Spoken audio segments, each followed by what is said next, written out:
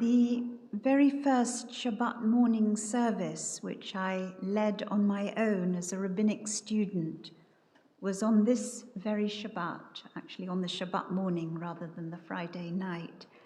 Parashat Ekev was the Torah portion, which we'll be reading tomorrow. And it's hard for me to believe that that was 40 years ago, in August 1982, at the community now known as Reading Liberal Jewish Community, which was then called Thames Valley Progressive Jewish Community, and I later on became their foster rabbi. I just finished my first year at Leo Beck College, and I gave my first sermon then. I showed it to my teacher, the senior rabbi of this synagogue at the time, I think he was, and Rabbi John Rayner, Zichrono Livracha, who responded as he did on many occasions with words of approbation, followed by the comment that I had tried to give too many sermons in the one sermon. I'm not sure that I ever fully learnt how to deliver only one sermon at a time. And indeed, that has become increasingly difficult, especially in our own time, when our focus shifts too quickly from one issue to another, from one challenge to another. What should one speak about in today's age? While on holiday last week in a remote corner of Wales, I read with shock and sadness of the vicious attack against Salman Rushdie in New York State last Friday. It raised once again the questions of the limits on freedom of speech, on perceptions of blasphemy, and on the use of satire to send up religious texts, people, or their beliefs. Until last week, I had never heard of Jerry Sadowitz, the American comedian born to a Scottish Jewish mother, whose show was cancelled last Saturday night at the Pleasance Theatre in Edinburgh because it was deemed offensive.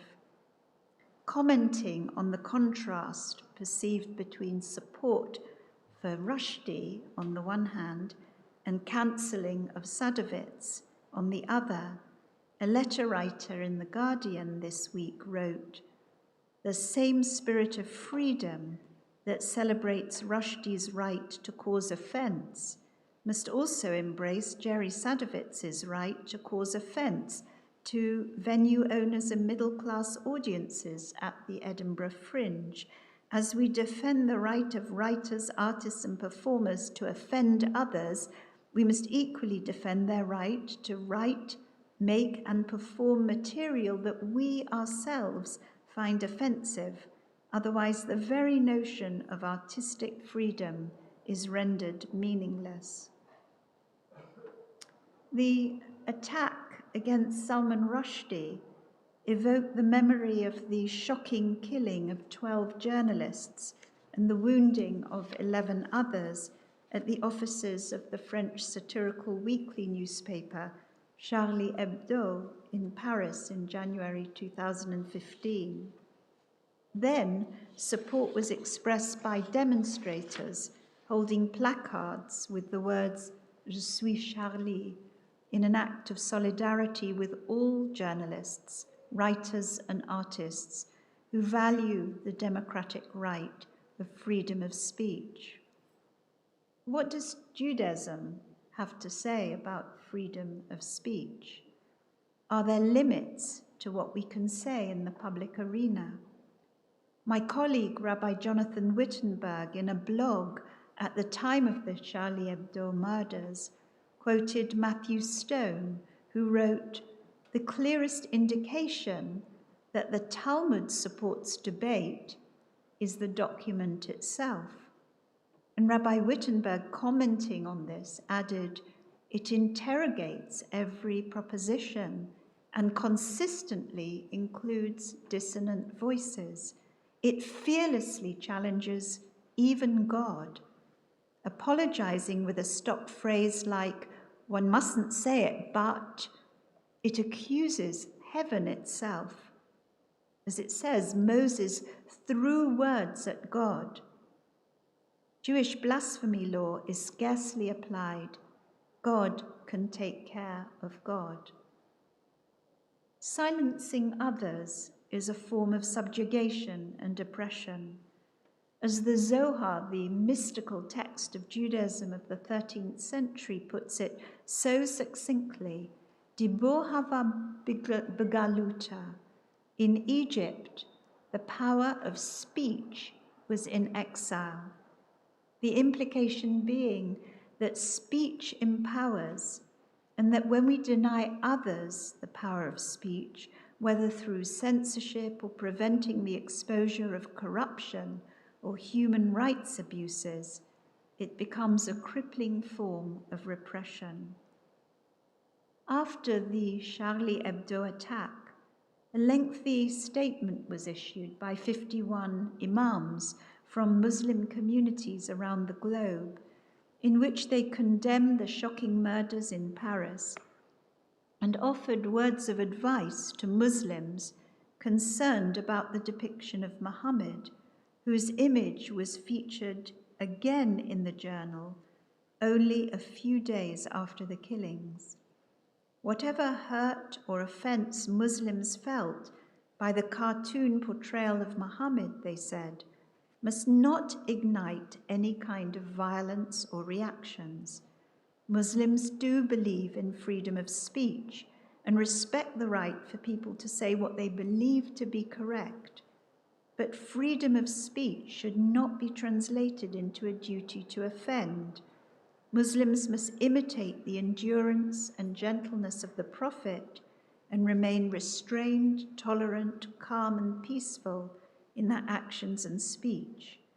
Just as Muhammad responded to mockery and oppression with peace and forgiveness, so too, said the Imams, Muslims, they must not react inhumanely or violently.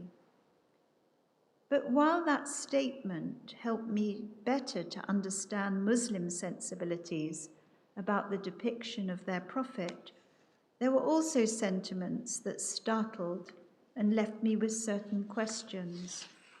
The statement reinforced in strong language the deep reverence and love that Muslims cherish and claim for their prophet Muhammad. For Muslims, said the Imams, the prophet is a necessary part of their faith. And I quote here, "He is dearer to us than our parents and children. We prefer him to our own self." Any portrayal of Muhammad is therefore hurtful, and Muslims are inevitably offended and upset by anything that diminishes his dignity. I've been trying to imagine how Jews might react to a grotesque and vulgar portrayal of Moses. And in truth, I am not sure that we would be affected or react in the same way. Would we say that Moses is dearer to us than our parents and children? Would we claim to prefer him to our own self? This kind of profound reverence and love are reserved in Judaism for God. Honor is for parents, and are we not commanded to love our fellow human beings as ourselves?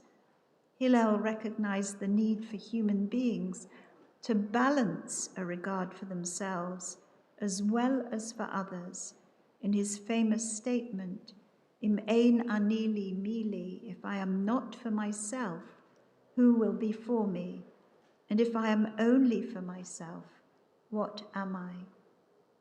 Human freedom, said Hermann Cohen, the great modern philosopher, is primary to the entire system of ethics. Freedom is what makes us autonomous, choosing individuals, able to legislate for ourselves. It is what endows us with reason and creativity. It is, too, what defines the proper limits of self-legislation. Ethical freedom is not anarchy, It is not the liberty to harm others, either through physical violence or verbal attack. Rather, it is the way we react to novel challenges in our life, thoughtfully and intentionally.